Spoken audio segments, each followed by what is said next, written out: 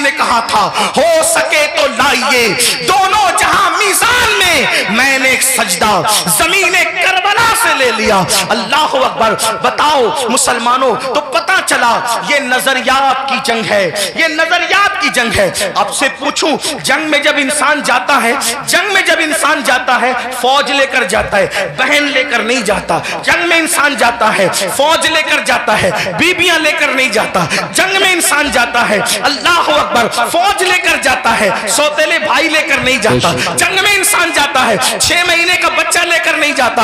امام آپ جنگ میں بھی جا رہے ہیں، اور کچھ لوگ تو کہتے ہیں کہ چلو اتفاقی حادثہ ہو گیا۔ اتفاقی حادثہ آپ کے مورخین کے اور لوگوں کے لیے کہنے کو ہے، ورنہ رسول اللہ کے گھر کا بچہ بچہ جانتا تھا۔ آقا نے اتنی بہار شفاعت، شب اسرا کی دولہا نوشے بزم جنت، دانائے سبل مولائے کل ختم الرسل، خسرو خوباں سیاح لامکاں وجہ کن فکاں، در اللہ المکنون سر اللہ المخزون، عالم ما کانا وما یکون، آب و گل انبیاء جانو دل اصفیاء، مطلع ہر سعادت مقتے ہر سیادت، خلاصہ کائنات فخر موجودات، حضور احمد مجتبی محمد مصطفیٰ، ارواحنا فدا صلی اللہ تعالی علیہ وآلہ وصحبہ وبارک وسلم کی بارگاہ بے کس پناہ میں جس طریقے سے پڑھاؤں بلند آواز سے میرے ساتھ مل کر پڑھیں۔ الصلاۃ والسلام علیک یا رسول اللہ، الصلاۃ والسلام علیک یا رسول اللہ۔ اور بلند آواز سے مجمع جتنا ہے، اگر آواز اتنی بلند ہو تو کیا بات ہے۔ الصلاۃ والسلام علیک یا نبی اللہ، الصلاۃ والسلام علیک یا نبی اللہ، الصلاۃ والسلام علیک یا حبیب اللہ، الصلاۃ والسلام علیک یا نبی اللہ، وعلی آلک واصحابک یا نور اللہ، وعلی آلک واصحابک یا نور اللہ، صلی اللہ تعالی علیہ وسلم۔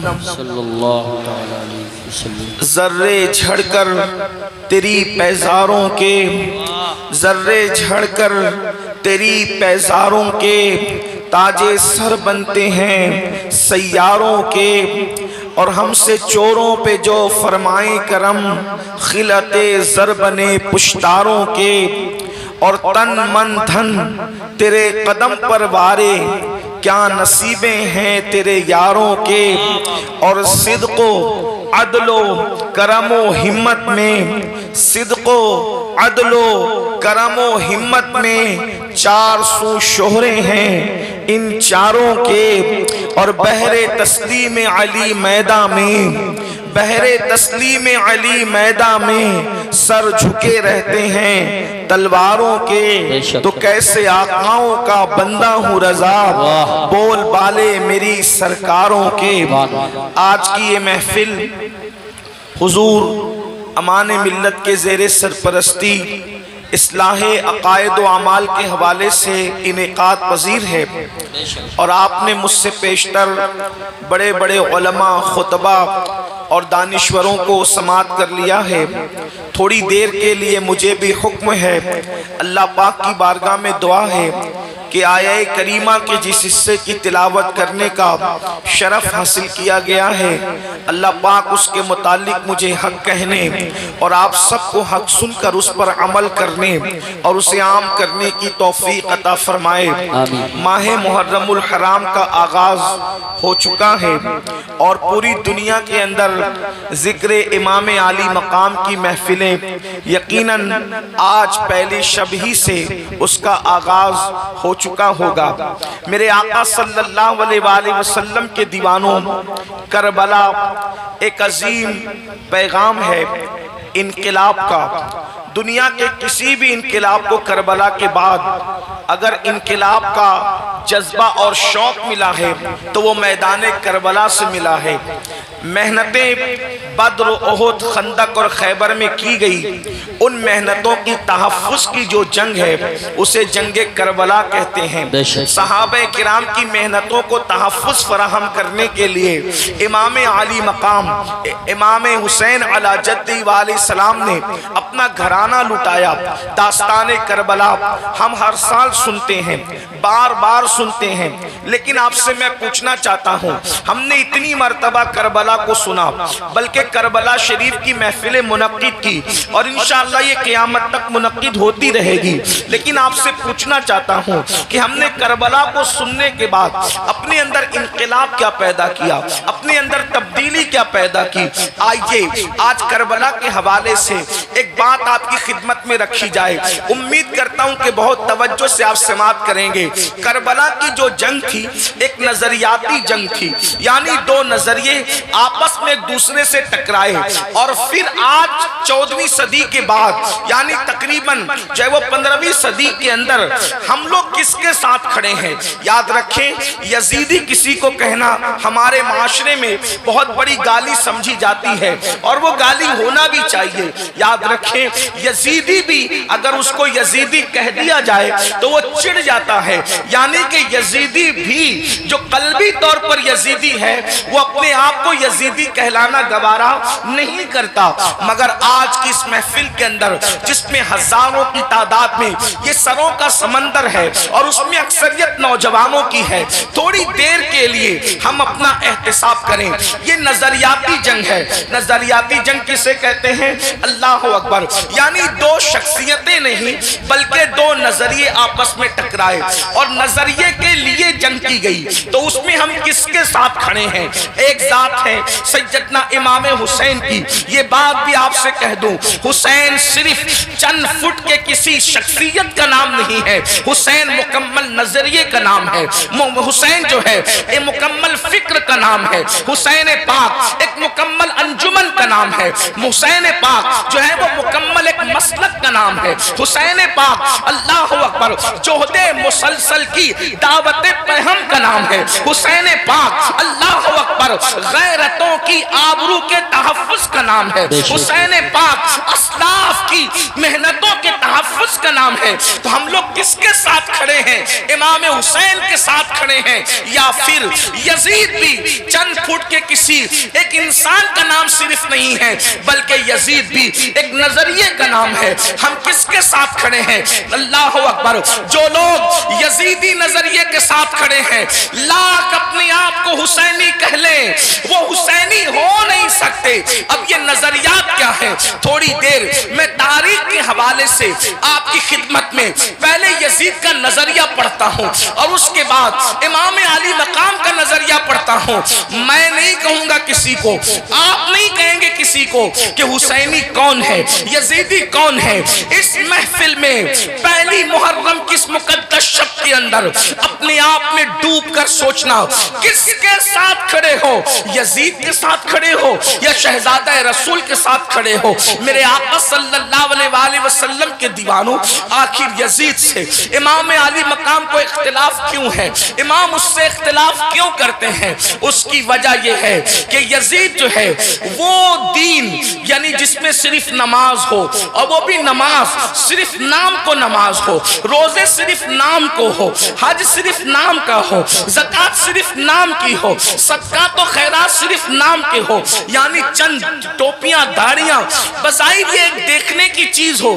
یزید جو ہے اس مذہب سے، اس دین سے بظاہر کوئی اختلاف نہیں کرتا تھا، وہ روح دین کو مٹانا چاہتا تھا، مذہب کی روح کو مٹانا چاہتا تھا، مذہب کی اصل کو مٹانا چاہتا تھا۔ آپ کہیں گے مذہب کی اصل کیا ہے؟ نمبر ایک، سب سے پہلی مذہب کی اصل یہ ہے کہ رسول اللہ صلی اللہ علیہ وآلہ وسلم سے محبت اپنی جان سے زیادہ کی جائے، اپنے مال سے زیادہ کی جائے، اپنے وطن سے زیادہ کی جائے۔ سب سے پہلی اساس مذہب کی یہ ہے۔ اقبال نے کہا تھا یہ فاقہ کش کہ موت سے ڈرتا نہیں ذرا، روح محمد اس کے بدن سے نکال دو، فکر عرب کو دے کے فرنگی تخیلات، اسلام کو حجاز و یمن سے نکال دو۔ وہ رسول اللہ کی عقیدتیں، وہ رسول اللہ کی محبتیں، وہ رسول اللہ کا پیار۔ اللہ اکبر، نبی کا نام تو لیا جائے لیکن احترام وہ نہ ہو جو صدیق اکبر کے قلب میں تھا، جو فاروق اعظم کے دل میں تھا، جو عثمان غنی کے دل میں تھا، جو مولا علی کے دل میں تھا، جو سعد، سعید، طلحہ، زبیر، ابو عبیدہ ابن الجراح، بلال حبشی، ابو ہریرہ، خالد ابن ولید کے دل میں تھا۔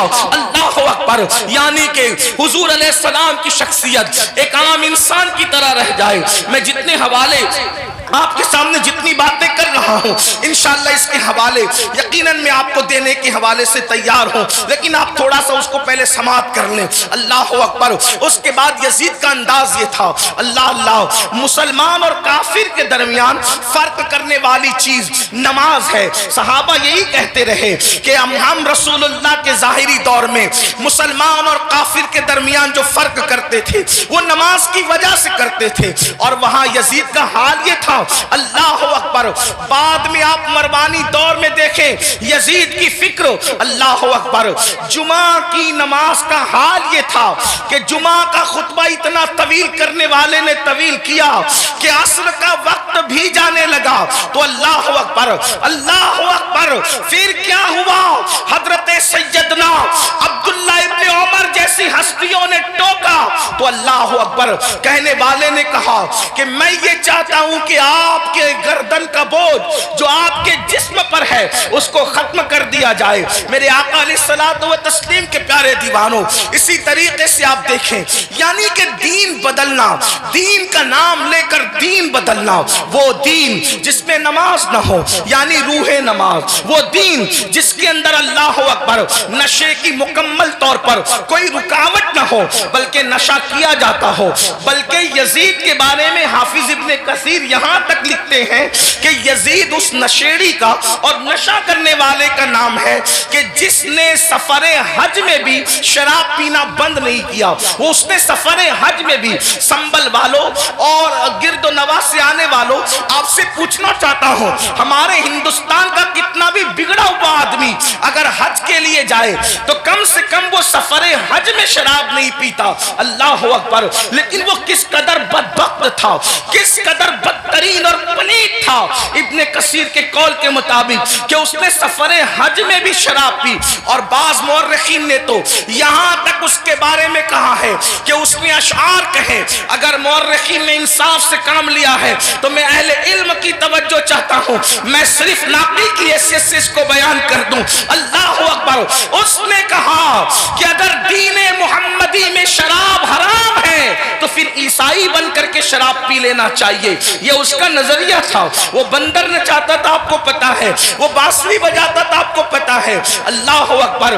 اور یہاں تک کہ خواجہ حسن نظامی جیسے لوگوں نے تو بہت بڑی باتیں اس کے بارے میں لکھی، لیکن میں بہت احتیاط کے ساتھ یہ بات کروں کہ یزید اس بدترین انسان کا نام ہے جس نے اپنی سوتیلی ماں پر تک پاپ کی نظر ڈالی۔ لوگوں نے اور آگے کے قصے لکھے ہیں، میں اس کی طرف نہیں جاتا، لیکن صرف اتنا کہنا چاہتا ہوں، اس نے اپنی سوتیلی ماں پر بھی پاپ کی نظر ڈالی۔ شیخ محقق شیخ عبداللہ محدث دہلوی رحمت اللہ علیہ لکھتے ہیں، اما جان سیدہ عائشہ صدیقہ کو اس نے بدترین گالی دی، اور وہ گالی شیخ محقق نے لکھا ہے، لیکن مجمع میں میری بیان کرنے کی ہمت نہیں ہے۔ واللہ وہ سیدہ عائشہ صدیقہ جس کے بستر پہ قرآن نازل ہوتا ہو، وہ سیدہ عائشہ صدیقہ جس پہ تہمت لگتی ہو، تو اللہ جس کی برات کا اعلان کرتا ہے، جس کی عصمت کا اعلان کرتا ہے، جس کی شان و عظمت کا اعلان کرتا ہے، سورۃ النور کی آیتیں جس کی طہارت کی گواہی دیتی نظر آتی ہو، میرے امام کہتے ہیں شمع دل مشکات تن سینہ زجاجہ نور کا، تیری سیرت کے لیے آیا ہے سورہ نور کا۔ اللہ اکبر۔ وہ اتنی گندی گالی دی ہے، اس کا ذکر نہیں کیا جا سکتا، یہ یزید تھا۔ اب آپ سے پوچھنا چاہتا ہوں، اللہ اکبر، یزید کے یہاں باپ کا کوئی احترام نہ تھا، اس لیے کہ ابن کثیر کو آپ اٹھا کر کے پڑھیں تو وہ اپنے والد سے دور دور ہی رہا، بلکہ وہ یہود اور نصارہ کے ماحول میں رہا۔ کتوں سے محبت کرنا، بندروں سے محبت کرنا، بانسری کا معاملہ، یہ ساری چیزیں، اور پھر اس کے بعد اس کے اکثر دوست جو تھے وہ یہود و نصارہ تھے۔ میرے آقا علیہ السلام کے پیارے دیوانوں، اب ایسا شخص جو ہے وہ کرسی پر، وہ بھی کون سی کرسی، وہ بھی کون سا تخت، وہ بھی کون سی منزل، وہ بھی کون سا مقام، جس مقام پر افضل البشر بعد الانبیاء بالتحقیق صدیق اکبر بیٹھے بیٹھ چکے تھے، اس کرسی پہ وہ بیٹھ رہا تھا۔ اگر امام اس کو قبول کرتے تو لوگ یہ سمجھتے کہ جو رنگ صدیق اکبر کا ہے وہی رنگ یزید کا ہے۔ اللہ اکبر، یعنی کس قدر جو ہے وہ دین کے اندر فتنہ ہوتا، رکھنا ہوتا، کس طرح جو ہے وہ دین کی شکل بگڑ جاتی۔ جس کرسی پہ فاروق اعظم بیٹھ چکے تھے اسی کرسی پہ وہ بیٹھنا چاہتا تھا، یعنی مومنوں کا خلیفہ، مومنوں کا امیر کہلانا چاہتا تھا۔ امام عرش مقام امام حسین رضی اللہ تبارک و تعالیٰ عنہ نے اس کی مخالفت فرمائی، اور مخالفت فرما کر ایک مکمل نظریہ پیش کیا۔ علی اکبر جیسا جوان خاک و خون میں تڑپتا ہوا دیکھا جائے گا، علی اصغر جیسا شہزادہ کربلا کی زمین پر دفن ہوتا ہوا دیکھا جائے گا۔ سکینہ کے چہرے پر تماچے لگتے ہیں، حسین اس کو برداشت کر لیں گے، بیویوں کے دوپٹے چھینتے ہیں، حسین پاک کو وہ برداشت ہو جائے گا، لیکن اللہ اکبر، اللہ کے دین کو بدلا جائے، خدا کے دین کے اندر جو روح ہے اس کو مردہ کرنے کی کوشش کی جائے، امام نے اس کو گوارا نہ فرمایا اور سب لٹایا جو آپ داستان کربلا میں سنتے ہیں۔ آپ سے پوچھنا چاہتا ہوں اب ہم کس کے ساتھ کھڑے ہیں؟ میں جلدی جلدی اپنی گفتگو کو آگے کی طرف لے جاؤں۔ یزید کے یہاں زنا کوئی عیب نہیں تھا، اور امام حسین کے یہاں زنا کا نام سن کر بھی بدن کے رونگٹے کھڑے ہوتے ہیں کہ کیا لوگ ایسا گناہ بھی کر سکتے ہیں جسے زنا کہتے ہیں۔ آپ سے پوچھنا چاہتا ہوں اگر آج کوئی زنا کے اڈے کی طرف جا رہا ہے اور اس کے ماتھے پر بل بھی نہیں ہے اور وہ بے حیائی اور بدی میں ڈوبا ہے تو آپ سے پوچھنا چاہتا ہوں وہ نظریاتی طور پر کس کے ساتھ کھڑا ہے؟ امام حسین کے ساتھ کھڑا ہے یا پھر یزید کے ساتھ کھڑا ہے؟ بڑی معذرت کے ساتھ اگر برا لگے تو معاف کرنا، کڑے پہننے کا نام حسینیت نہیں ہے، ڈورے ہاتھوں میں باندھنے کا نام حسینیت نہیں ہے، رنگ برنگی کپڑوں پہننے کا نام حسینیت نہیں ہے، 10 دن کے محرمی بننے کا نام حسینیت نہیں ہے۔ حسینیت کیا ہے؟ حسینیت یہ ہے اگر دین کے تحفظ کے لیے گھر لٹانا پڑے تو گھر لٹا دو، اولاد لٹانا پڑے تو اولاد لٹا دو، حتیٰ کہ جان بھی قربان کرنا پڑے تو جان بھی قربان کر کے بتا دو جان نہیں ہے، اللہ کا دین ہے۔ اللہ اکبر یا رسول اللہ۔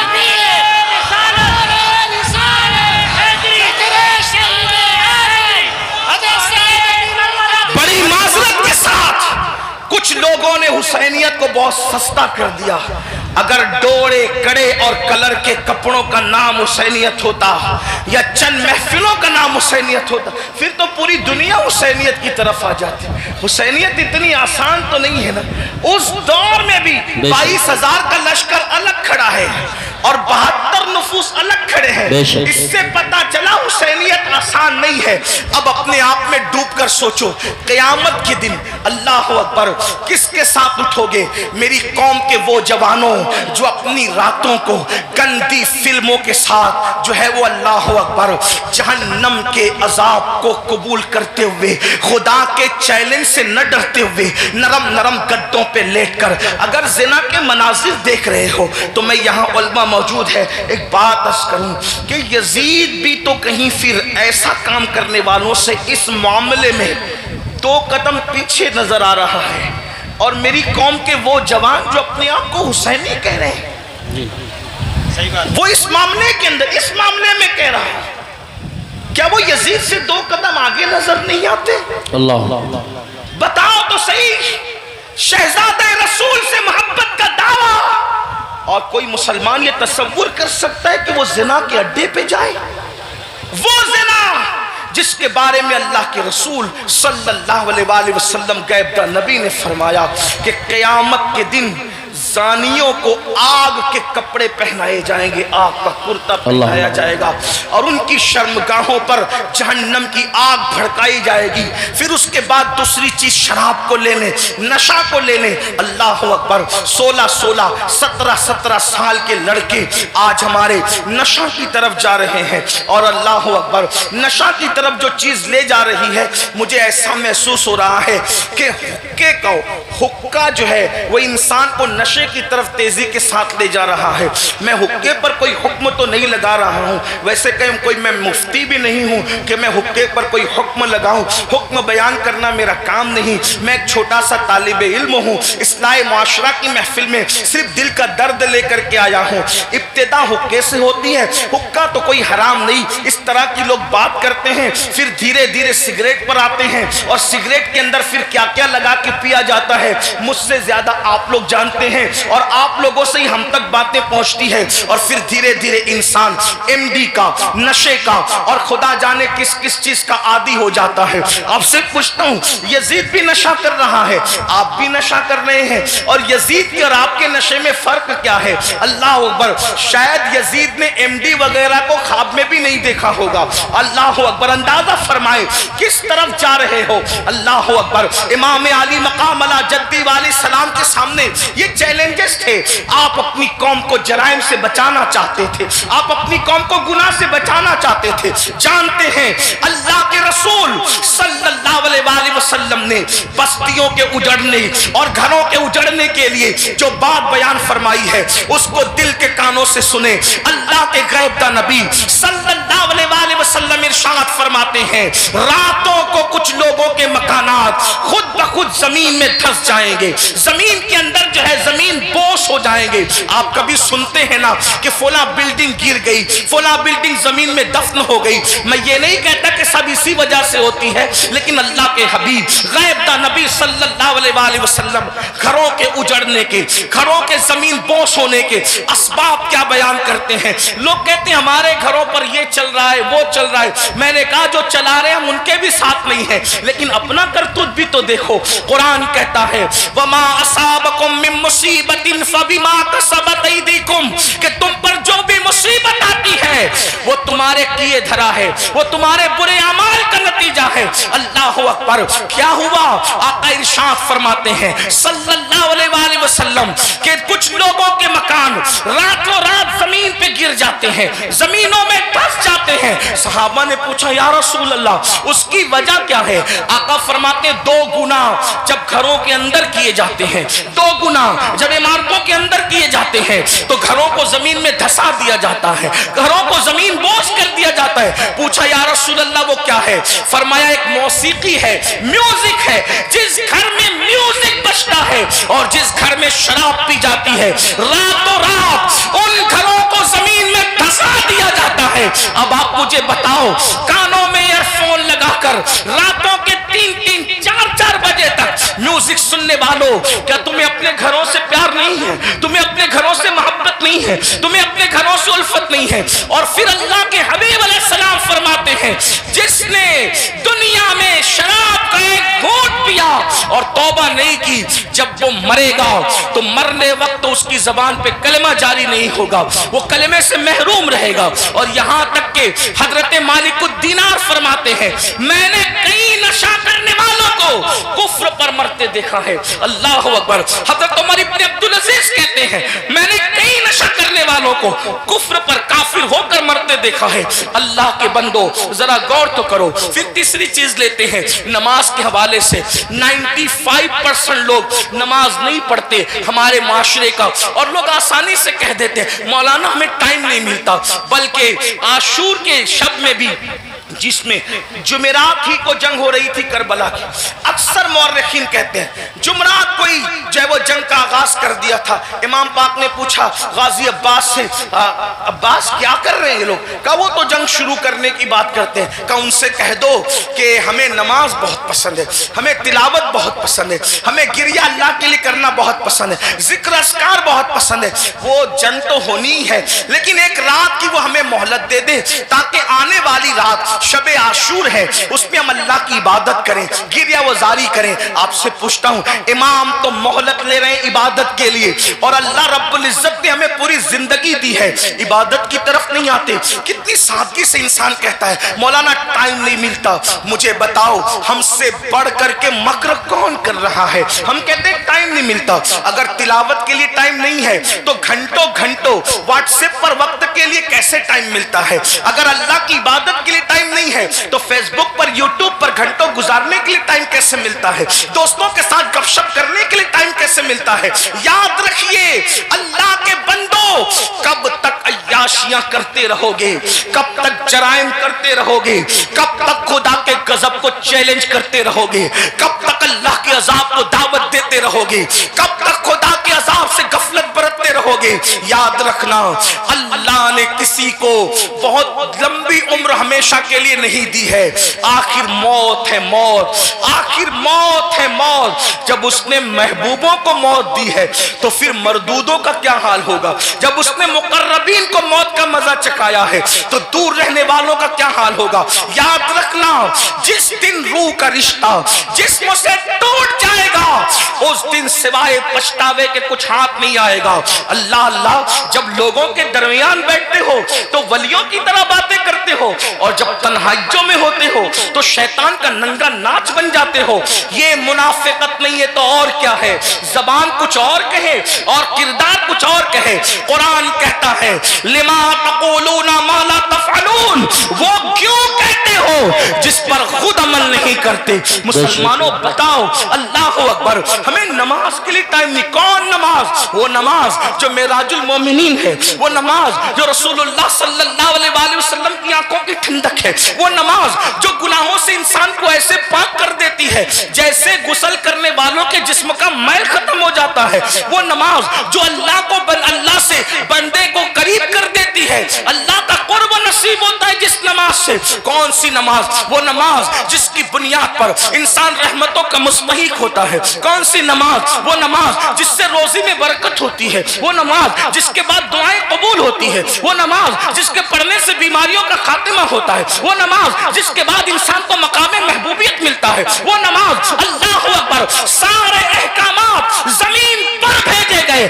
لیکن جب نماز دینا ہوا تو زمین پر نہیں بھیجی گئی بلکہ معراج میں لا پہ بلا کر محبوب کو دے کے بتایا گیا۔ سارے احکامات اپنی جگہ ہے لیکن نماز کا معاملہ اپنی جگہ ہے۔ اسی لیے بزرگوں نے فرمایا، اللہ کے رسول علیہ السلام فرماتے ہیں کہ سب سے پہلے قیامت میں نماز کے بارے میں پوچھا جائے گا۔ اگر نماز کا معاملہ آپ کا کلیئر ہوا تو سارے معاملات کلیئر کر دیے جائیں گے، اور اگر نماز کے معاملے میں اٹک گئے، نماز کے معاملے میں پھنس گئے تو پھر انسان بچ نہ سکے گا۔ آپ مجھے بتائیں، ہمیں اللہ سے ڈر نہیں لگتا؟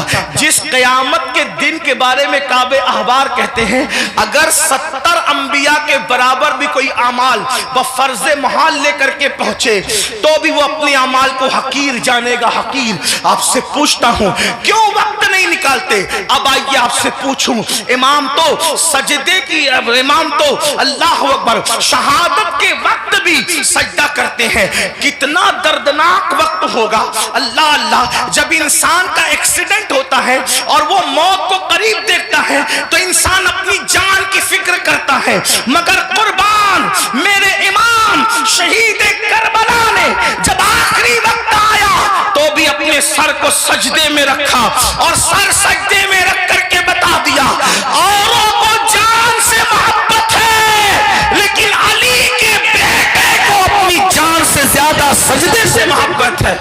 آپ بتائیں تو صحیح۔ اور اسی نماز سے ہم دور ہیں، عاشور میں بھی نماز دور کرتے، عاشور میں بھی نماز سے دور رہتے ہیں۔ آئیے اب اس اپنی گفتگو کو اینڈ کی طرف لے جاتے ہوئے آپ سے پوچھوں، اگر قیامت کے دن، توجہ کرنا ان جملوں پر، اگر قیامت کے دن فہرست بنی زانیوں کی کہ زانی ایک ساتھ کھڑے رہیں، توجہ آپ، زانیوں کی فہرست بنی کہ زانی ایک ساتھ کھڑے رہیں گے تو جس گروپ میں یزید ہوگا اسی گروپ میں زنا کرنے والے بھی تو ہوں گے نا۔ دنیا کے اندر بڑی بڑی باتیں ہانکنا آسان ہے، محشر آپ کی مرضی اور میری مرضی سے نہیں ہوگا۔ محشر کو محشر کہتے اس لیے ہیں کہ وہاں بڑے بڑے مقربین بھی نفسی نفسی کہیں گے۔ تھوڑا کسی کے دل کی فریاد دل کے کانوں سے سنو، میری قوم کے جوانوں، जहन्नम का ईंधन बनने नहीं आए हो, मेरी कौम के जवानों अल्लाह को नाराज करने नहीं आए हो। इमाम आली मकाम से जान से ज्यादा मोहब्बत करने वाले मेरे सुन्नियों, आपसे पूछता हूं थोड़ा गौर करना, ईमान वाले दिल पे हाथ रखकर सोचना, जानियों की फहरिस्त बनेगी कि सारे जानी एक साथ खड़े रहे, तो बताओ जहां यजीद होगा वहां जानी लोग होंगे कि नहीं होंगे? और निगाहों की पाकीज़ा, निगाहों को पाकीज़ा रखने वालों की फहरिस्त बनेगी कि जो निगाहों को नीचा रखते थे, औरतों को पाप की नजर से नहीं देखते थे, जिनकी निगाहों में तकद्दुस था, वो सब एक तरफ खड़े रहे। तो बताओ अल्लाह अकबर, निगाहों को तहफ्फुज देने वाले इमाम हुसैन के साथ खड़े होंगे और जिना करने वाले यजीद के साथ खड़े होंगे। अगर क़यामत में ऐसा हो गया, अगर हो गया कि बेनमाजी एक साथ रहे और नमाजों की पाबंदी करने वाले एक साथ खड़े रहे, तो बताओ यजीद के साथ खड़े होंगे कि नहीं होंगे बेनमाजी? और जो नमाजों को तहफ्फुज देते थे वो उस शहीद के साथ खड़े होंगे कि नहीं होंगे, जिसने सर को सजदे में कुर्बान किया है, सर सजदे में कुर्बान किया है। अल्लाह अल्लाह किसी ने कहा था, हो सके तो लाइए दोनों जहां मीज़ान में, मैंने एक सजदा ज़मीने करबला से ले लिया। अल्लाह अकबर। बताओ मुसलमानों, तो पता चला ये नजरियात की जंग है, ये नजरियात की जंग है। आपसे पूछूं, जंग में जब इंसान जाता है, जंग में जब इंसान जाता है फौज लेकर जाता है, बहन लेकर नहीं जाता। जंग में इंसान जाता है फौज लेकर जाता है, बीबियां लेकर नहीं जाता। जंग में इंसान जाता है, अल्लाह अकबर, फौज लेकर जाता है, सौतेले भाई लेकर नहीं जाता। जंग में इंसान जाता है 6 महीने का बच्चा लेकर नहीं जाता। इमाम आप जंग में भी जा रहे हैं, और कुछ लोग तो ये कहते हैं कि चलो इत्तेफाकी हादसा हो गया। इत्तेफाकी हादसा आपके मौर्रिखीन के लोगों के लिए कहने को है, वरना रसूलुल्लाह के घर का बच्चा बच्चा जानता था। आका ने इतनी